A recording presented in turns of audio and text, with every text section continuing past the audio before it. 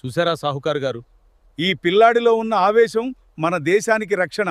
రామయ్య పడే ఆవేదన మనందరి ఆకలి. నా నిర్ణయం మార్చుకున్నాను. ఇక నుండి అందరి మేలు కోసమే ప్రయత్నిస్తాను.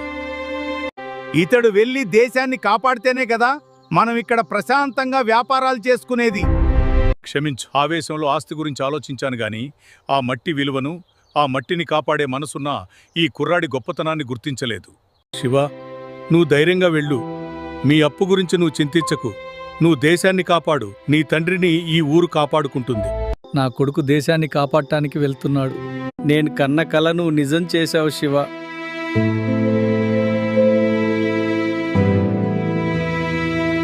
జై